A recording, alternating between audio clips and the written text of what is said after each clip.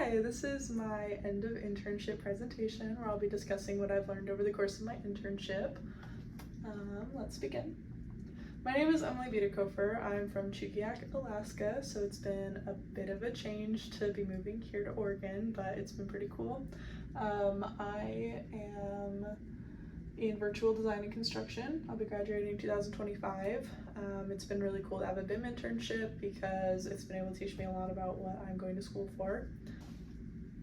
So the company that I interned with this semester was Howard S. Wright, a Balfour Beatty company. The reason that it's called such a long name is because Balfour Beatty bought out the company Howard S. Wright, but because of all of the work that they've done in the Northwest area, they decided to keep the name Howard S. Wright.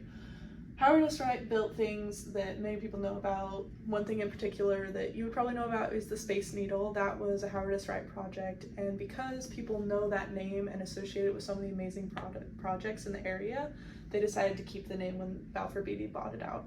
So my internship was with Howard S. Wright, a Balfour Beatty company. I started my internship in April, and it was on April 17th. You can see that marked here. I have been working here through May, June, I'm halfway through July, and on August 15th is when I'm done. So by the time I'm done with my internship, it will have been 5 months. I've worked 40 hours a week for every week that I've been here. So it's been a pretty exciting time, and I just have 1 month left, so that's very exciting.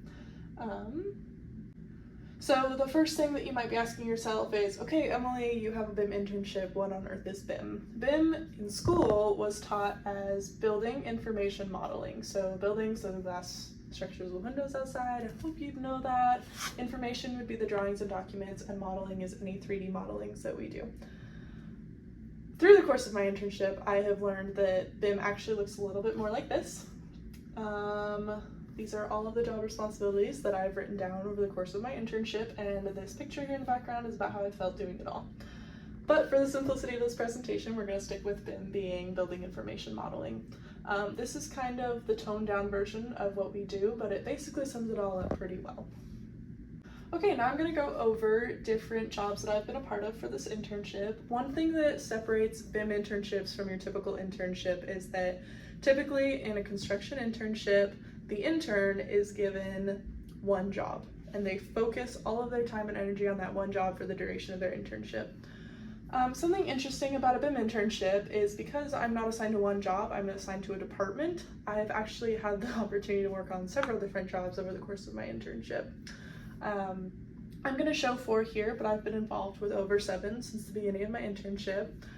This has been both a blessing and a curse because while most people, or most interns, learn their job and get it down and they understand it, the ins and the outs of it, I have very little knowledge of any project that I work on. I'm just told to work on it. So that's kind of a preface for what I do. The 4 jobs that I've been a part of have been the Tigard BMW project, the Springs Vancouver waterfront, the University of Oregon Concordia, and the Mount St. Helens Police Department. BMW of Tigard, my job responsibilities were 3D modeling the mezzanine, 3D modeling the exhaust system, and going on shadowings and tours. This job has a special place in my heart because I was able to go there several times throughout my internship. This was a tilt-up cast-in-place concrete job. I don't know if you can see in detail, but this whole area behind the glass office is all a parking garage. So that was a lot of where I worked, and that was a lot of what I got to see while I was on my internship, so that was very special. But now I'm going to go over the different things that I did, so the mezzanine exhaust system and what the shadowing and tours looked like. For the mezzanine, this took me about 2 months of work, and I know it doesn't look like much, but I promise you it's in great detail. This is what the mezzanine ended up looking like ultimately. There's a lot of detail. I took a couple zoom in shots so you could really see just how much detail was put into this 3D modeling. As you see, there are holes and screws in every single post. This was to really give an essence of detail to this 3D model. One thing that made this very difficult to model was the extreme lack of documentation that we had throughout the entire process. So a lot of this was left up to chance, and because there was such a lack of documentation of pretty much any guidance, this mezzanine was remodeled 3 separate times, all by me, and that's why it took me 2 months to finish. This was the gift that kept on giving, and I felt like I could never fully be complete with it. However, I'm finally done. It's been uploaded into the model, and they start construction on it very soon, which is super exciting. Up next is going to be the exhaust system. The reason that we modeled this exhaust system was so that it could be adjusted in Revit, so that we could avoid any clashes, and thank goodness that we did, because there were over 1,000 clashes when we uploaded it for the first time. This project took me about 3 weeks. I had to model everything from scratch. There are model paths on here that had to be put in so that nothing clashed with them, to make it so that the sliders could get all the way across, back and forth, without hitting anything. That was surprisingly very difficult to do, but we got it done, and that's very exciting. And then last, there is the job shadowing and tours. So this is about what job shadowing looked like. We basically got to walk all over the job site, see what there was to see, and that was very exciting because we got to watch as the building got built up and up and up. We got to watch it all get put together. And this is one of the views. It was right next to a very busy highway. Most of the time there was traffic, and they just kept on working. This is a picture from the top floor. It was 4 stories. This is the top level of the parking garage, and it was very exciting to look at. That about sums up all of BMW of Tigard. So we're going to move on to Springs, Vancouver waterfront. That's this job. For this job I wasn't incredibly involved, but there were some 3D modelings that I had to be a part of, so that's what I'll discuss with you today. Of course, I was on every single meeting every week, so that was 4 hours of my week taken up by this particular job. And then there were the fireplaces that I modeled. So basically all of these models started from scratch. These 2 are fireplaces, this is a heater, and this is an energy vent. All of them had to be modeled from scratch, down to the bolts. So this was a lot of work. It took me about 2 weeks to do all of them and plug them into the 3D model, but once we did, it was really beneficial because we could clash them against anything we needed to. And then we knew if something needed to be moved before we installed it, which was a huge blessing.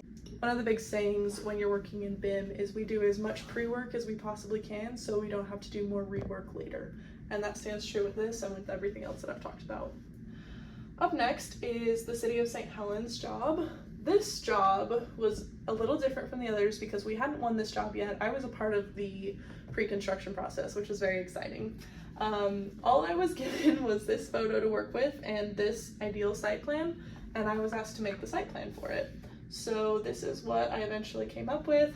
I had to model a building and upload it into a different software where we could put in a crane and the cars, pretty much all of the great detail. I also was in charge of labeling. So this is how it turned out. They were very happy with it, and very excitingly we won the project. So it was really incredible to be a part of that. Up next is the University of Oregon Concordia. This is a building that we have to do some work on. I'm not a big part of it. I have had a very small role in this job. However, I have been asked to 3D model vestibules that already exist but are getting reinserted into the building. So this is just a close-up of what those vestibules look like, which wraps up all of the work that I've been doing myself in the 3D modeling. I would just like to take a quick moment to talk about the people. This has been an incredible internship because I've met so many amazing people. Something about BIM internships is that you have to stay behind your desk most of the time. You're on your computer, and I love talking to people. So in order to make this internship a little more worth my while, I started messaging pretty much everyone I could find and asking them if they could tell me about their job responsibilities, and that was pretty amazing. So these are some of the people that I met and talked to. We had a couple internship trainings. That's where these photos are from. This is very exciting. I learned a lot. I went over job roles, responsibilities for project managers, project engineers, superintendents, schedulers, estimators. It was really incredible. I even got to have a conversation with the marketing director. So I just feel like the people here really took me in. They really made sure that I understood what I was doing, and that was just the biggest blessing. And that about wraps up everything that I wanted to talk about for this internship. I had an amazing time. This has been an excellent company to work for, and I'm really looking forward to my second internship. Thank you.